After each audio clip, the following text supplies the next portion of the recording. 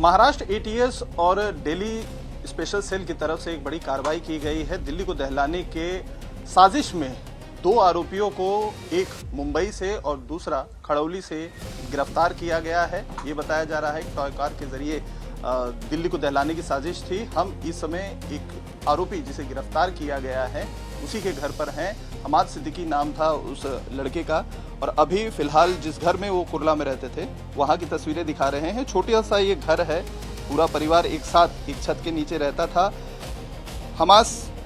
हमाद केवल 18 साल का था और अभी काफ़ी युवा एज थी। फिलहाल उनके फादर हमारे साथ यहाँ पर मौजूद हैं, जलालुद्दीन सिद्दीकी साहब, उनसे बात करते हैं। सर, ये जो गिरफ्तारी हुई है, बहुत संगीन आरोप आपके बेटे के ऊपर लगाए गए हैं। दिल्ली को दहलाने की साजिश में शामिल था, जैश ए मोहम्मद जैसे आतंकी संगठन से संबंध थे, ऐसी बातें सामने आ रही हैं। इस कार्रवाई पर आप क्या कहेंगे? आपके बेटे को गिरफ्तार किया गया है, पहला रिएक्शन। सर, मैं तो ये सोच भी नहीं सकता हूँ। दिल्ली की आप बात कर रहे हैं, दिल्ली तो मेरा भी जाना नहीं हुआ, एक मर्तबा गया था सिर्फ। और ये लोग, मेरा बच्चा जो है ये तो कुर्ला के बाहर नहीं निकलता था। आप दिल्ली की बात कर रहे हो। इसको कभी चेंबूर, कभी हॉस्पिटल जाना पड़ जाता था परेल से, तो मेरे को पूछता था कि कौन से प्लेटफॉर्म से जाना है, क्योंकि अपने वहाँ 2 प्लेटफॉर्म है, हर्बर और ये सेंट्रल। तो वो पूछता था कहाँ से जाऊं, कोई स्टेशन जाना पड़ जाता था बाय चांस, तो ये पूछता था। ये कुर्ला के बाहर नहीं निकलता था। इसकी सर्कल खाली कुर्ला तक की है, इसकी ताकत खाली कुर्ला तक की है। तो क्या दिल्ली की बात करेगा और क्या दिल्ली का काम करेगा, ये इल्जाम लगाया जा रहा है मेरे बच्चे पर। मेरा बच्चा इनोसेंट है और वो स्टूडेंट है, ना कि कोई क्रिमिनल है।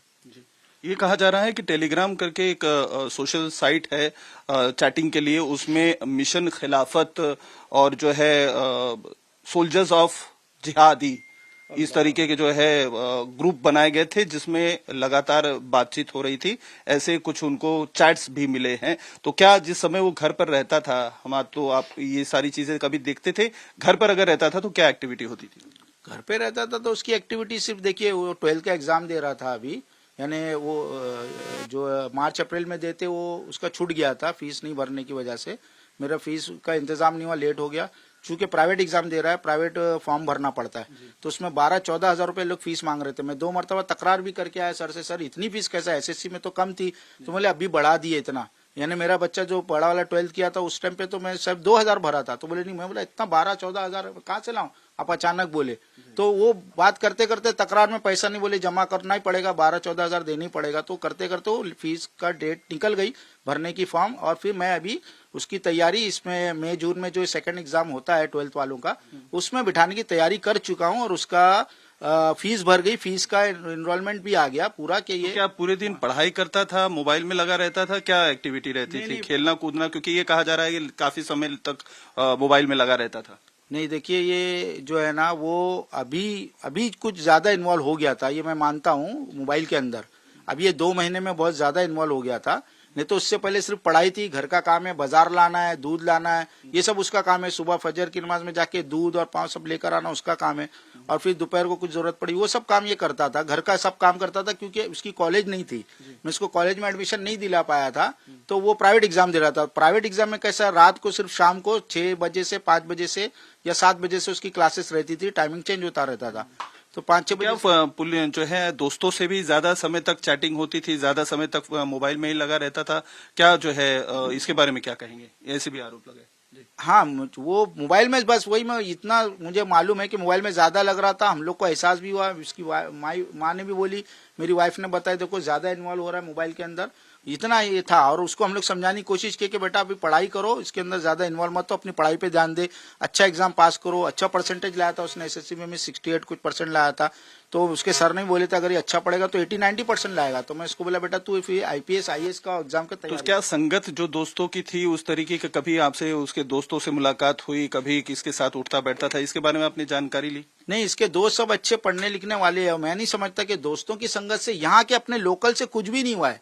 मैं समझता अगर कोई इतना बड़ा कांड हुआ है तो हम लोग को पता नहीं। मोबाइल देखो, मोबाइल बच्चा खेल रहा है और उसमें किससे बात कर रहा है, कि हम लोग जब उसकी छानबीन करेंगे तभी पता चलेगा। हम लोग देख रहे हैं भाई मोबाइल खेल रहा है, क्या खेलता था मोबाइल पे? अगर खेलता भी था, पबजी और फायर वायर क्या बोलते हैं ना, वो रहता, वो गेम ज्यादा खेलता था। उसमें कुछ संपर्क हुआ इसका, मोबाइल से जो संपर्क हुआ। यहाँ लोकल में कोई ऐसा उसका दोस्त नहीं, सब अच्छे दोस्त है और सबको मैं जानता हूँ। और एक दोस्तों मिलके कहीं खाने, कहीं कभी चले आते थे अपने यहाँ वो सब खाने के होटल वगैरह है यहाँ पे, तो वो बोल के जाते थे। मैं दोस्तों का नाम मतलब कहना है आपका ये है कि ज्यादा मोबाइल में नहीं लगा रहता था, परिवार के साथ ज्यादा उठता बैठता था, या जो है हाल फिलहाल में मोबाइल में ज्यादा समय देता? नहीं, हाल फिलहाल में मोबाइल में ज्यादा समय दे रहा था वो। जी। नहीं तो बराबर अपना घर के अंदर पूरा टाइम देता था, पढ़ाई करता था और काम करता था। तो आपको लग रहा है कि ये जो बातें सामने आ रही हैं, क्योंकि एटीएस की तरफ से और स्पेशल सेल की तरफ से ये खुलासा किया गया है, तो क्या ब्रेन वॉश किया गया है, किसी तरीके से मैनिपुलेट करने की कोशिश की गई है जिसकी वजह से ये बातें सामने आ रही है? हाँ, मुझे लगता है कि कुछ ब्रेन वॉश किया गया, किसी के संपर्क में आया है, किसी ने उसका ब्रेन वॉश किया है, कुछ उसको गलत रुख पे डाला, उसको फंसाने की कोशिश की गई है,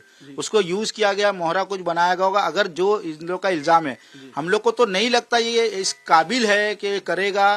करने वाले बहुत ताकतवर बड़े लोग रहते हैं, इन लोग बच्चों को इस्तेमाल कर लेते हैं। मेरा बच्चा मासूम है, इनोसेंट है, स्टूडेंट है, वो करने जैसे ही नहीं है, उसकी ताकत भी नहीं है, उसकी बॉडी आप देखोगे तो वो एकदम टीबी का मरीज लगता है। वो तो ऐसा लगता है कि लाफा मारे गिर जाएगा। वो कुछ करने लायक के नहीं। हाँ, मोबाइल में बहुत एक्सपर्ट था वो, मोबाइल का वो गेम चलाना उसको बहुत अच्छा आता था। सब उसके जहाँ भी दोस्त लोग रहते उसको पूछते थे ये कैसा खेलने का, वो कैसा खेलने का। जी। अच्छा, ये तो जब गिरफ्तारी हुई, आपके घर पे पुलिस आई, एटीएस के जो अधिकारी हैं वो आए थे, तो आपको इसके बारे में जानकारी कैसे मिली, कब मिली? मैं तो 2 तारीख की रात को मैं कुरान खानी में गया था। मेरे भांजे की कुरान खानी थी, इंतकाल हुआ था 2 दिन पहले भांजे का, तो उसकी कुरान खानी में उमरा गया हुआ था। रात को वहाँ लेट हो गया, ट्रेन छूट गई, तो मैं उधर ही बहन के वहाँ रुक गया। उसके बाद में सुबह मुझे फजर में फोन आया घर से, वाइफ ने फोन किया कि पुलिस आई हुई है। तो मैं जो है भागते हुए वहां से आया। मेरा भाई को मैंने आगे फोन कर दिया कि तू पहले जा, उठा के लेके गए चौकी में, पहले तकियावाड़ पुलिस स्टेशन में। तो मेरा भाई वहां जाके अटेंड किया। मेरे को 2 घंटा वहां से, सुबह रश बहुत रहती है, चढ़ नहीं पा रहा था, तो फिर फर्स्ट क्लास का टिकट निकाल के आया।